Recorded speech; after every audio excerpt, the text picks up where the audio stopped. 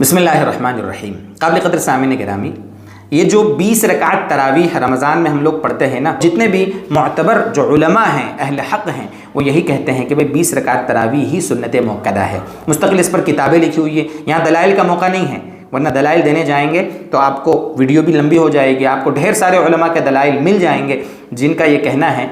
अइम्मा अरबआ तो यही कहते हैं कि 20 रकात तरावीह ये सुन्नत मुअक्कदा है। बहरहाल ये एक अलग इख्तिलाफी मौजू है, उसे हमें नहीं छेड़ना है और ना आप कमेंट में आकर उसको छेड़ें। बस मुझे जो आज बात अर्ज़ करनी है वो ये है कि जो 20 रकात तरावीह हम पढ़ते हैं उसमें हर 4 रकात पर आपने देखा होगा कुछ देर इमाम साहब बैठते हैं और वो कुछ तस्बीह पढ़ते हैं।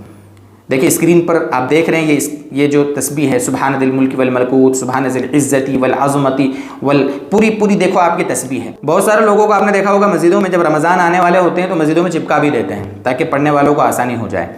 तो वो बैठने का क्या हुक्म है 4 रकात पर और उस वक्त हमें पढ़ना क्या चाहिए, ये 2 बातें आज समझते हैं इंशाअल्लाह। देखिए, हर 4 रकात पर बैठने को तरवीहा कहते हैं। तो तरवीहा में बैठना यानी अपने आप को राहत पहुँचाना, ये मुस्तहब अच्छी बात है। रुकना चाहिए थोड़ा सा, 1 मिनट, 1.5 मिनट, 2 मिनट, आधा मिनट, जितना हो सके थोड़ा रुकना चाहिए ताकि हम जो 4 रकात हमने पढ़ी उसमें थोड़ी थकान हो गई होगी तो थोड़ा उससे इफाका हो जाए। ठीक है। अब बहरहाल हम जो ये बैठे हैं इसमें अब पढ़ना क्या है, तो पढ़ने के लिए उलमा ने लिखा है कि जो भी हम उस वक्त ज़िक्र, तस्बीह, तीसरा कलमा, चौथा कलमा, इस्तिग़फ़ार, कुरान की तिलावत, दुआ, जो चाहे उस वक्त पढ़ सकते हैं, जो चाहे, कोई क़ैद नहीं है।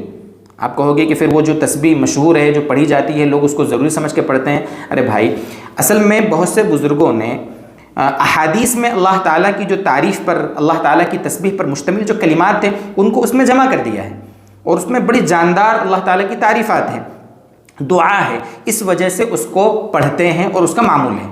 लेकिन अगर कोई उस दुआ को नहीं पढ़ता है, वैसे कोई दूसरी तस्बीह पढ़ ले, सना पढ़ ले, तीसरा चौथा कलमा पढ़ ले, दुआ मांग ले, कुरान की तिलावत कर ले, जो भी उसको उस वक्त वो चाहता है कि भाई मेरी मर्ज़ी है कि मैं दूसरी कुछ तस्बीह पढ़ूँ, तो आप कोई दिक्कत नहीं, बिल्कुल पढ़ सकते हैं, कोई गुनाह नहीं है। बहुत से लोगों ने इसी तस्बीह को ज़रूरी समझ लिया है और बहुत सारे लोग इस तस्बीह को बिदअत कहते हैं। ऐसा नहीं है। एतदाल वाला पहलू यही है कि कोई ये तस्बीह चाहे तो पढ़ ले, कोई दूसरी कोई तस्बीह चाहे तो पढ़ ले। कुल मिलाकर ये पढ़ना मुस्तहब है और इसी तरीके से ये तरवीहा भी मुस्तहब है।